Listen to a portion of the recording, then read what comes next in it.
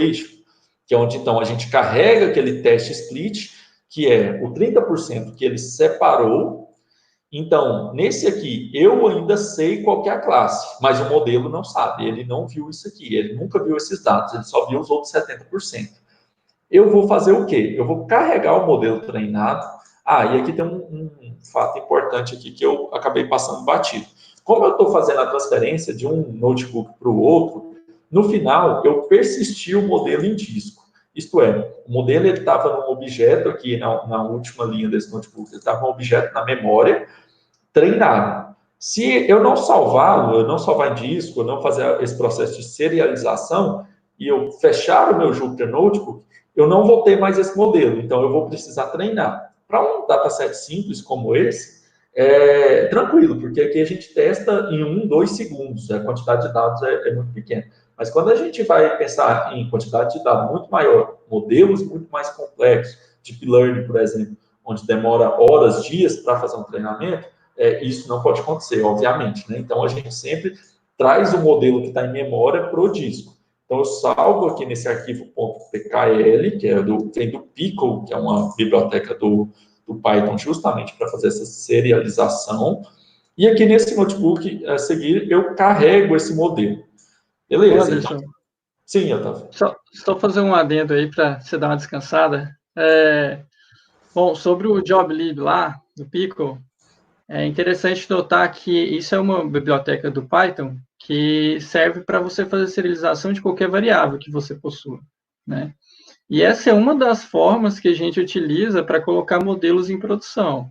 Então, é fato que lá no ambiente que o modelo vai rodar, na prática, né, quando você está desenvolvendo uma solução mesmo, comercial, você não vai fazer treinamento do modelo lá na produção. Você vai só rodar esse modelo com novos casos, com novas entradas. E aí, uma das abordagens é justamente essa. Depois que o modelo foi treinado, você pode usar uma biblioteca, existem outras. JobLib, eu acredito que seja a mais utilizada, porque é muito simples, como o Anderson mostrou aí, é uma linha para você salvar o arquivo. Mas aí você pega esse arquivo e aí faz exatamente o que o Anderson vai falar agora, só que em produção, para poder carregar o modelo. Então, até agora, até aqui, o treinamento, fazer a verificação do treinamento com a base de teste, você pode fazer num ambiente de desenvolvimento, né? Aí, para rodar de fato, é que você vai utilizar esse modelo em um outro cenário, né? Só esse adendo aí. Está mutado.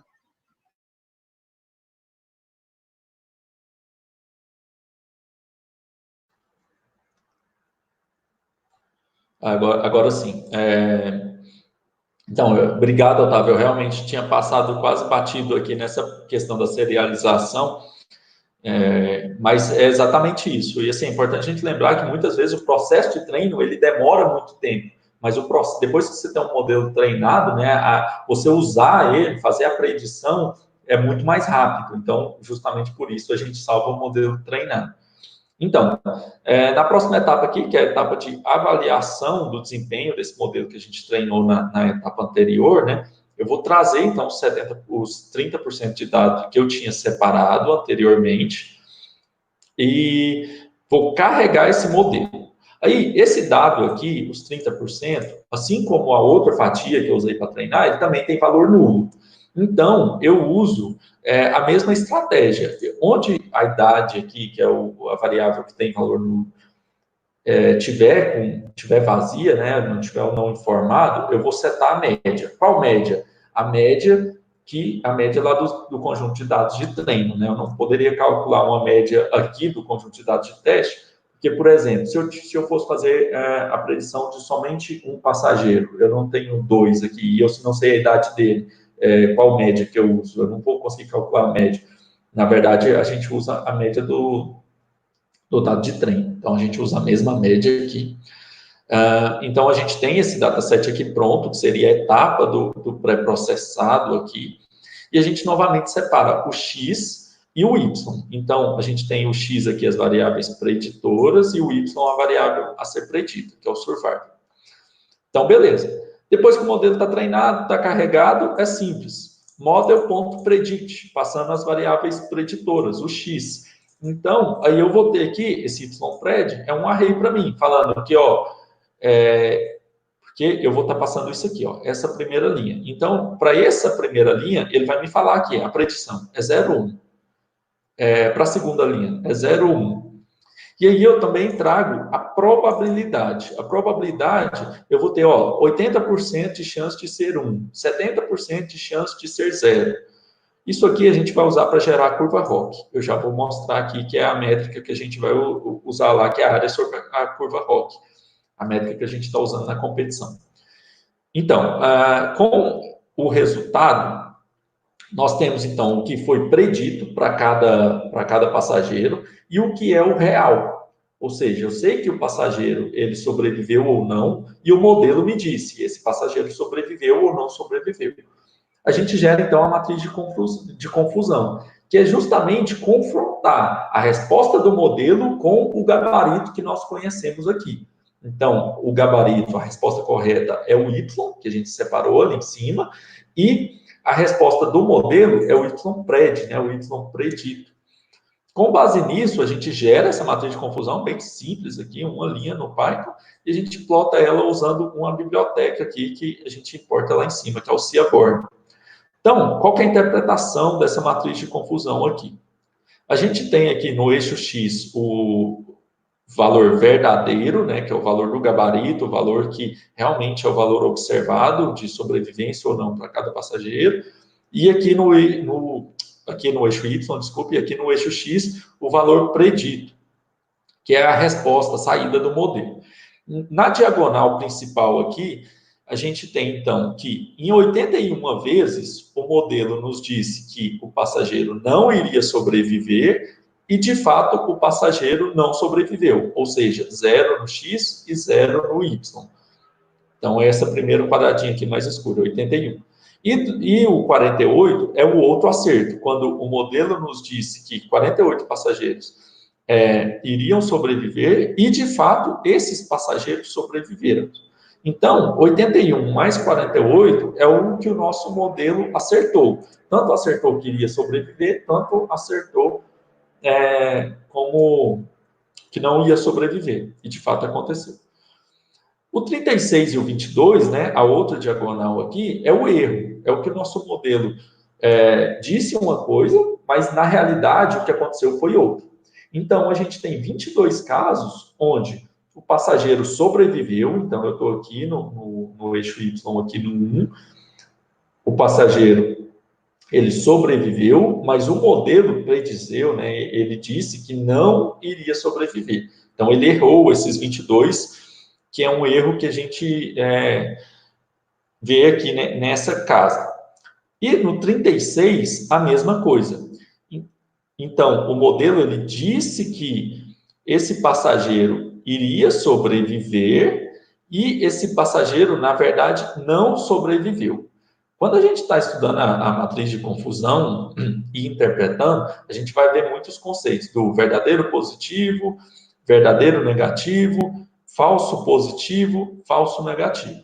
Uma coisa importante a gente destacar aqui, quando a gente for pensar nisso, é o seguinte: o que é positivo para a gente? Positivo é a pessoa morrer ou a pessoa sobreviver, tirando, obviamente, o significado literal da morte, né? Mas a gente tem que avaliar muito bem isso. Por padrão, geralmente a classe 1, que no nosso caso aqui é sobreviver, a gente considera ela como positiva.